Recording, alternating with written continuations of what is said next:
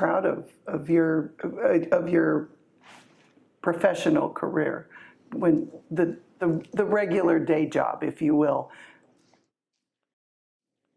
Oh man, why didn't you tell me you were going to ask that? Well, we can skip, and I can ask it again later. Well, I think the proudest thing that I have received, or gotten, or done is my mining reference handbook. I think is probably the nicest thing. It's also important. Lots of people have it and use it, and so I have. In the first edition, there are some little mistakes here and there that I hated that they're in there, but they're in there, and individuals out there in the industry would call me or call SME or something, and it would get over to me to figure out, what do we do, and so at least 5 or 10 changes, small changes, but changes were made later in later printings of the first edition, and hopefully all of them are out for the second edition. But let me tell you, Barbara, after that experience of, that's a big deal, is to work with a whole bunch of other people, 30 other engineers on one project that ends up in a book. I looked at the latest edition of the Mining Engineering Handbook, not my book, the big handbook by Peter Darling, and its predecessors, which I had all the way back to Peels. There's all kinds of mistakes in them, and all of them. They're big efforts and lots of people, and then I didn't feel so bad. At first I did. At first I felt, man, I really didn't. I hated that there was a mistake in here. I think we all look at work that we do and could rewrite things every time. They really are labors of love, though, aren't they? They are. I mean, they're labors of love in the true sense. They are. Well, I think your book was probably one of the better, if not one of the best-selling books that SME has had over the years. Oh, thank you.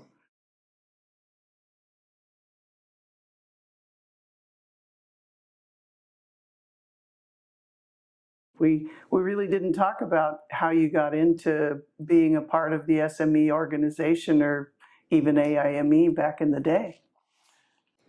AIME, I think the year was 1956. I started college after the Navy in 1956, and I'm right into the mining engineering program.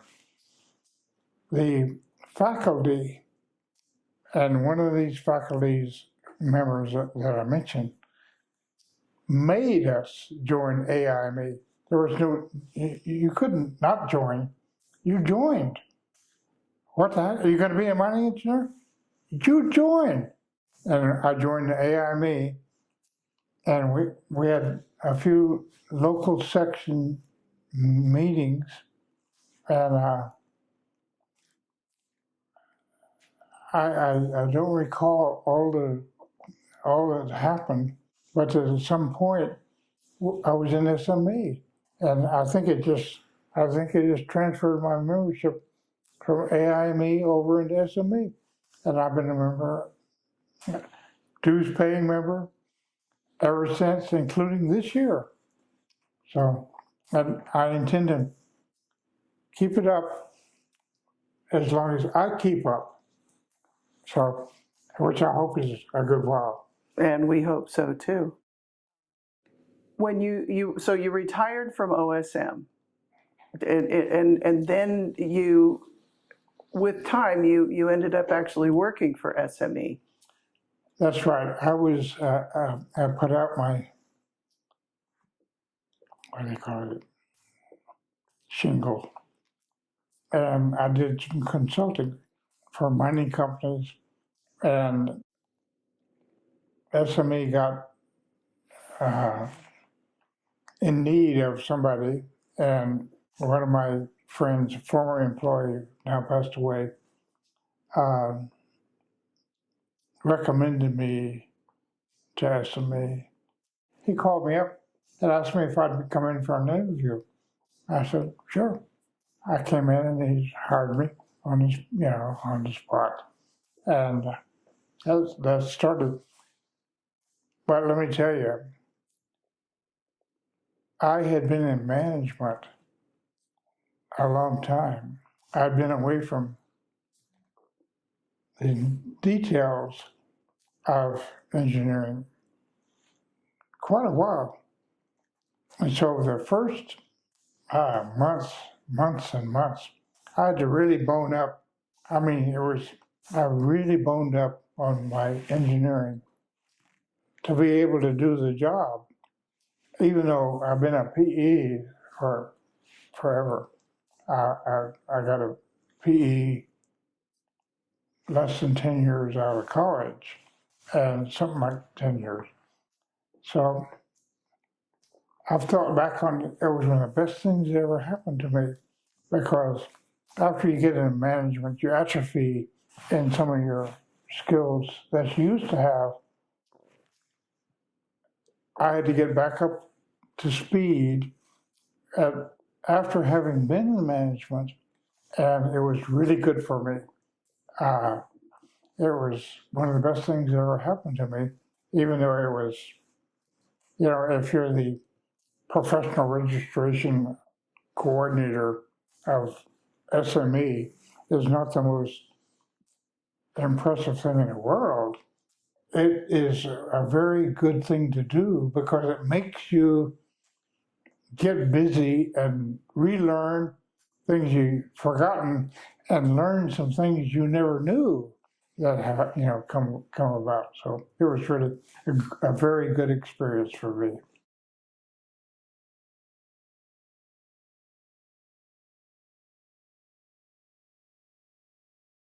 And what exactly does the professional registration coordinator do at SME? As coordinator, there's a committee in SME, a professional registration committee, and it probably has 20 to 25 members, some number like that. These members are tasked to write, and I understand this has just recently changed, but when I was there, and for quite some time after that, the members would write a question and answer that was in a particular subject that they were experts in. There was categories that you had to have so many questions in this category, another category. And so these members were experts in all these individual categories. And maybe not expert in all of them, but expert in some of them. And they would write a question and an answer, send it in to me. I would format it and put together all of what would be a proposed exam and send that package to the National Council of Examiners for Engineering and Surveying, which is in Clemson, South Carolina. And they would maybe do some analysis on the work. I don't think it changed anything. And they would provide that to all of the states that performed a mining engineering PE exam. And the National Academy of examiners for engineering and surveying did that for other branches of engineering too, electrical, civil, law. That was their function to provide it to the states. And the reason they were providing it to the states and the state government doesn't really have the expertise in all of these engineering fields to write a PE exam. So we were the first step in the PE exam. And my part was to coordinate the SME's professional registration committee's output, put it together, make sure everything was hunky-dory, and ship it off to National Council of Examiners for Engineering and Surveying.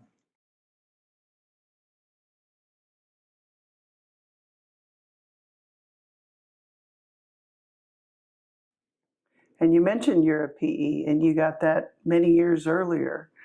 I know that if people had to submit certain things to OSM as a regulator, some of those things had to be certified by a professional engineer. Yes. So this was a critical part of the kind of work you had been doing for a long time, wasn't it? Oh, sure. I was familiar with all this work. And when I say familiar, it doesn't mean that you're an expert in certain parts of metallurgy that go in instantly. What we used to call ore dressing metallurgy, metallurgical engineering, was a part of this. So I was knowledgeable of these topics, but not an expert in each of the topics. And really nobody else was an expert in all of them, but we had experts in each of the individual topics, and they would provide what they thought was a reasonable problem and solution. And one of my unofficial policies was I would never see. I had a lot of choices. I could take. I might have 10 questions on the same narrow topic, so I had to pick one, or maybe two, on that narrow topic. My unofficial policy was I would never send off a question to end up on the PE exam that I couldn't work. I mean, I always made sure I could work that question. So you really had a chance to sharpen your skills. that's right. And it meant that you had to burn the midnight oil, getting back after, a lifetime, a part of a significant part of my lifetime in management, where you're not actually doing that work.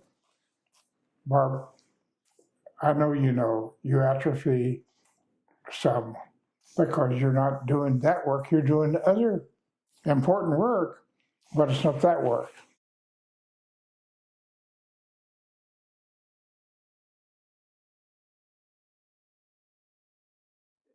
And we all forget things, but at the end of the day, you recognized that there was a gap in the books that students could use to help them with the PE test, and that's how the engineering handbook came about. Is that correct? That's correct. I knew that students or people that were sitting for the exam would bring in volumes of books, stacks, big stacks, because they wanted to make sure they had access to information so they could pass the PE exam.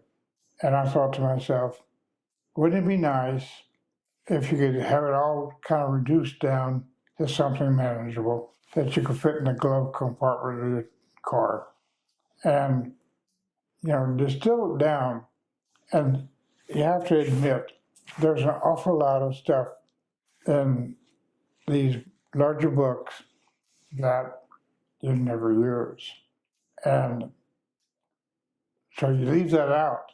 Yeah, I mean, that's what you're trying to do, is leave out the chaff and pick the good stuff and put it in a smaller book.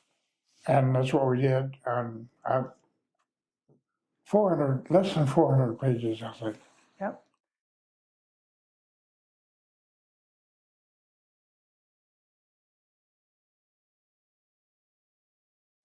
And a lot of engineers have used that book in taking the test, but that's not the only book you've been involved with.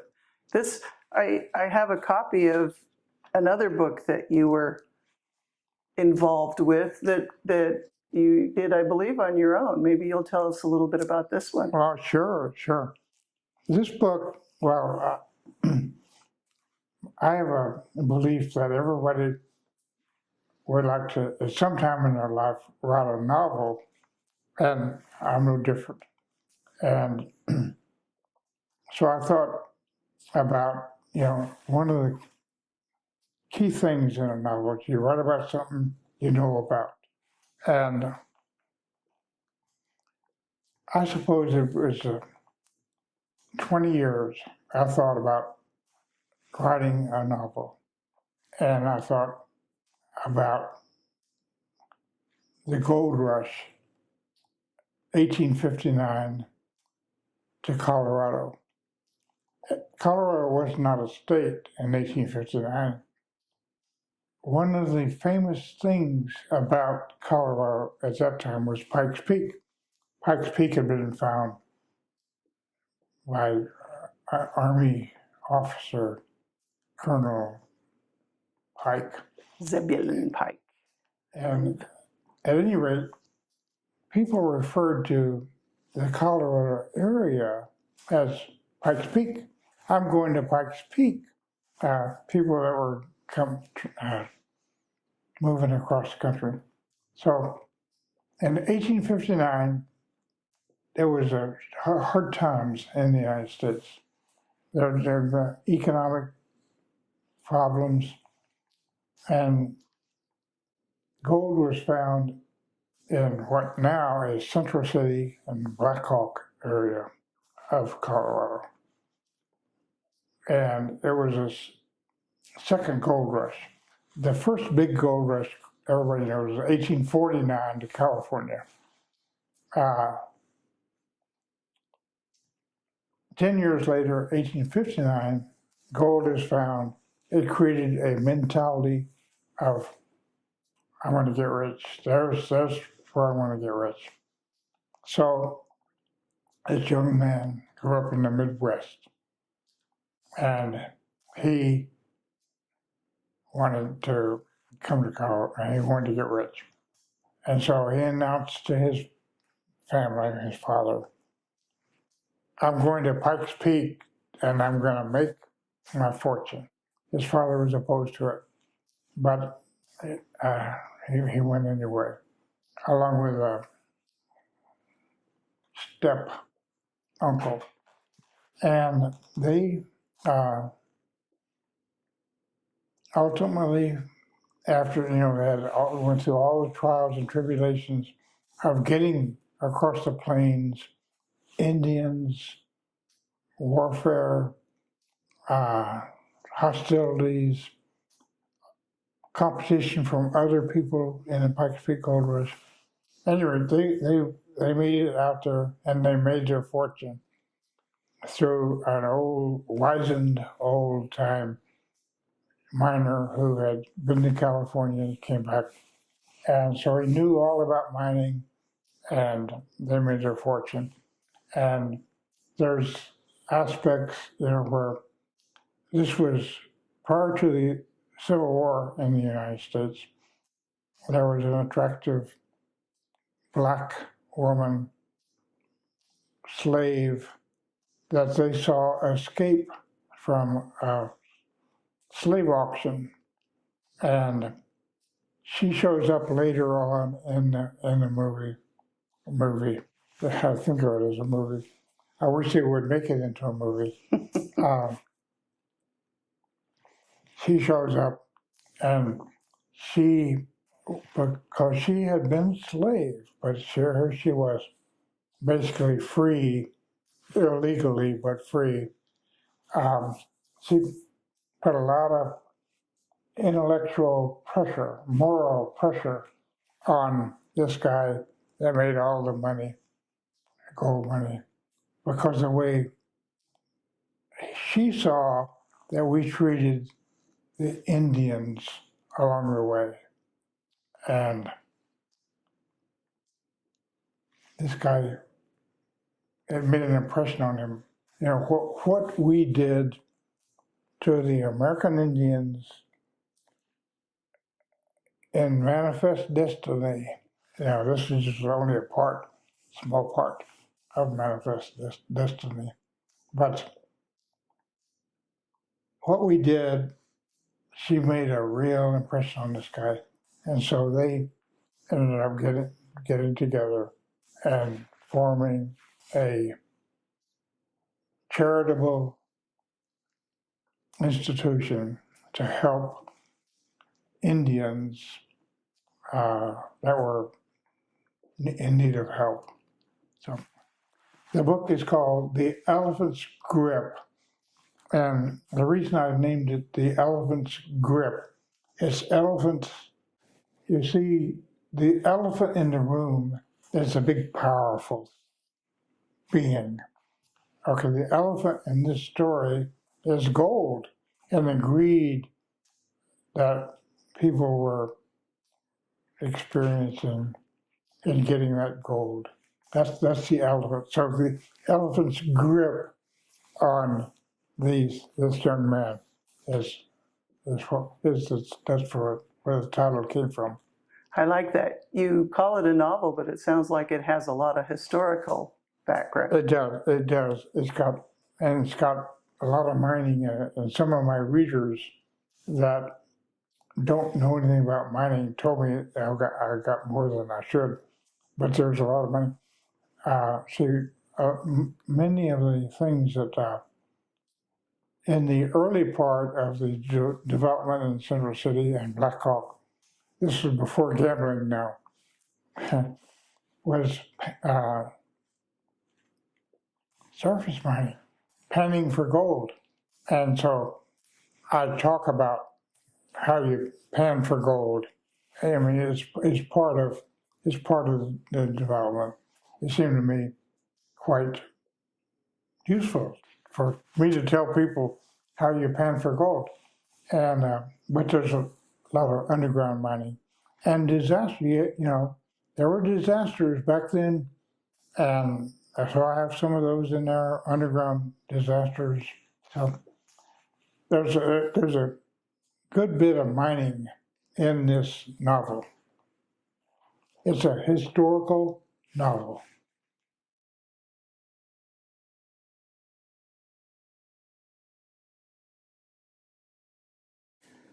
I asked you earlier about what you might have been most proud of, and one thing I can see is you and Marianne have been together for a long time. 57 years. That's a pretty good accomplishment. Did you guys have children? I have two children. One for a son and a daughter. Our daughter lives with us here in Sun Lakes, Arizona. Our son, we're quite proud of him. He's a lawyer, works in Denver. I'm proud of him because he went to Afghanistan, spent 5 years over there trying to get the rule of law established in Afghanistan. He went over under a contractor in a contracting company, and after 2 years, State Department picked him up. So he spent the last 3 years working for the State Department in Afghanistan. See, these State Department have, it's a real issue to send their people to combat zones. And so they were glad to get him. And he had some horrific experiences. The most worst one was in Herat, Afghanistan, which is almost on the border with Iran. It's a consulate, a United States consulate in Herat, Afghanistan, was bombed. My son said it blew the door. It was like 5 o'clock in the morning. He was asleep. Everybody was asleep. It blew the door off of his room in the firefight that occurred after the bombing. 8 Americans were killed. They killed 9 attackers. That's a pretty hairy story. But my son didn't get he didn't get injured. I'm glad to hear that.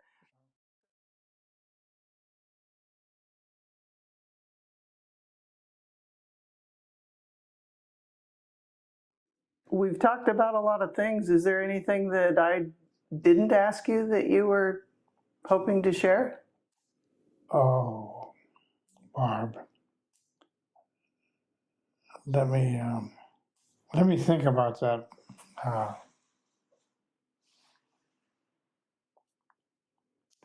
We didn't talk about Climax. That's right. That's where I got started in the mining industry. I recommend that to anybody, any mining engineer. Go to work for some mining company, go underground, be a miner. You learn more about mining than you ever learned in school. You really do. And I worked, they start at Climax, they start everybody at the Phillips level. That's where I started. Then they put me down on Stork level. And this was before they sunk the shaft down lower, but this was after me. I never was down there. But I ran, as a miner, one of those slusher dashes where you drive it in and you drive up these finger raises, and that's all. They had a job called a hang-up man. That wasn't me. I never did any of the hang-up work. It's very dangerous. It was the highest paid miner there. I've forgotten what it was, but they paid him a lot more. Where you climb up into the crushed rock, put explosives up there, come back down and blow it up, and hope nothing moves while you're up there. Yeah. So, Yeah, I'll say. Are you familiar with Climax? I've never worked there, but I've been up to see the sites, and since it's reopened, I'm sure you have seen it since it's reopened, and it's a big change. It's a big open pit mine now, but it was strictly underground. At the time I was there, which was 1959, it was the largest underground mine on the North American continent. It was huge, and I've forgotten the numbers on production, but a lot. And of course, it produced most of the molybdenum. Still hard to say. For in the United States, most of it. So, but again, for all mining engineering students, you learn a lot in your classroom, but you really learn a lot when you do the whole thing.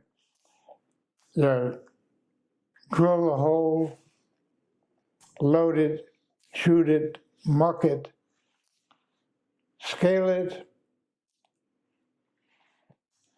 put at roof boats, and start over.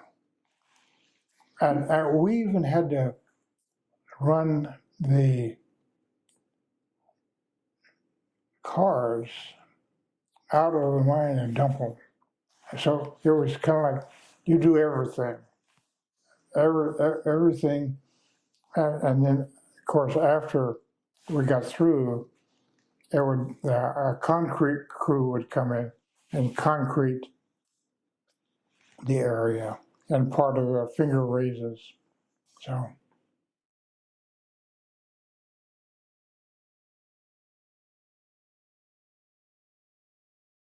So you worked hard rock, you worked coal. Was there a reason you stayed in coal, or was it just? no, it's just like you just much of your life is not what you plan and what you want to do. It's what happens in around you. Opportunities present themselves, and you can go this way, you can go that way. Not that it's either way is either better, but you have to pick a way, and you go. Uh, at first, when I went into coal, I wasn't so sure I liked it. But the people in coal are really good people. And coal, even though here it is 2020 and coal is really down and doesn't have much of a future, it was quite a good thing back when I started. It had a good future. And I think all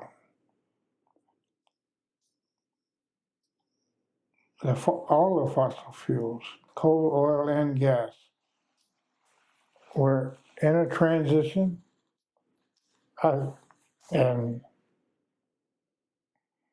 for heat, it's going. Other things are beating it out. Solar, wind, over time for heat. I'm not talking about for chemicals or for lubricants, plastics, substitute materials. Coal, oil, and gas will always be useful for that. But for heat, there are other environmentally better and economically eventually better sources for heat, not for chemicals, not for plastics, synthetics, lubricants. That'll always be for fossil fuels. Anything else? That, that's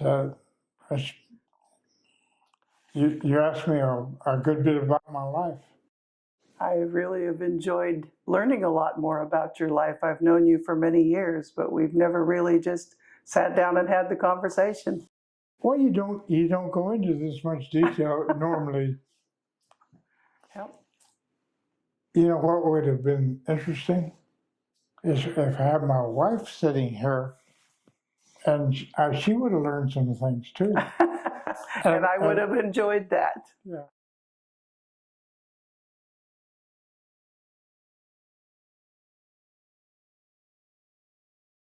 In your SME time, I see that you were the recipient of a President's Citation. That's correct. And that was because of my service as the professional registration coordinator. There was a particular issue that came up while I was there that I was recognized as being, I got the President's Citation for. But prior to me being the coordinator, there was half of the questions that were put together for an applicant to answer were questions that they were not 4 or 5 answers to it. You laid out your work, and how did you get to that answer? You laid it out on a piece of paper. The applicant did for half of the exam, and so in the grading of those exams, they would send it back to us, and we would convene a meeting at SME Place and evaluate the work of these on these questions. It might be the wrong answer, but if you did good work all the way through and made a mistake and got the wrong answer, you still get partial credit. And the problem with that, from NCEES's standpoint, and their statisticians, is they couldn't control what you might do and what I might do. You might say, well, he did good work and made a mistake right at the end. Let's give him full credit or almost full credit. I might say, as a hard ass type, he got the answer wrong. The bridge would fail, no credit. And so it was too hard for NCEES and their statisticians to continue with that for half of our exam. And so we changed over. And that changeover was why I got the President's Citation. We had discussions, some difficult discussions with NCEES that I had to present. And we ended up having to do what they said. And I understand even now, there's more changes to be made. But that's the President's Citation was because of the work I did as a professional registration coordinator. But that changeover actually went from the society members were grading the papers, and then you moved over to a single answer? You go over to just a multiple choice. And so you have, I've forgotten whether it's 4 or 5 answers, pick one. We went from or show the work, or you make some expert, one of our experts makes a subjective evaluation. What's that answer worth? And like I said earlier, you might say, well, he got his process was correct. He knows the topic. He made a mistake in the arithmetic at the end. Let's give him full credit. And somebody else say, well, the wrong answer, the bridge might collapse. Nothing. This guy gets nothing on that. And so that difference in people is what bothered the statisticians, and rightly so. Yeah. SME resisted that for a long time. Yeah. But the change ends up being more clear to the test taker. Yeah, and when you think about it, it's probably,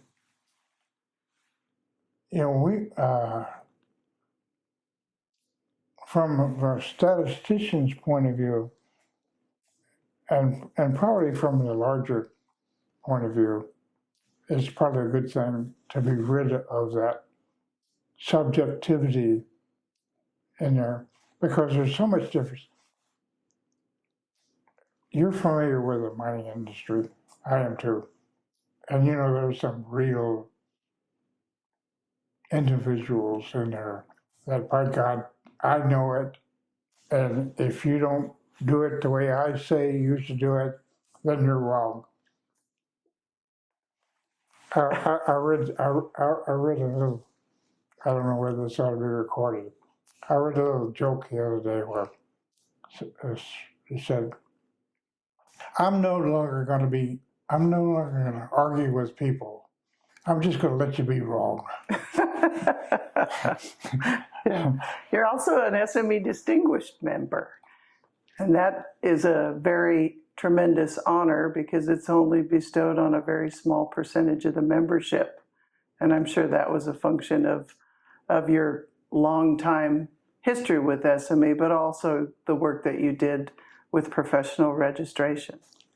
That's right. And there is a committee in SMA that consider me, and along with others, I don't know where, I think maybe they don't do one a year, I think. And somehow I came on top, and so yes. So this little greenish strip there means I see you are too, and you certainly deserve to be too. Well, you've had a very impressive career and contributed a lot to the industry. And it's been my honor to visit with you today. Well, Barb, I really appreciate that, and it's my honor to be with you. And I also think you've got a very fine husband. Well, I think he's okay too.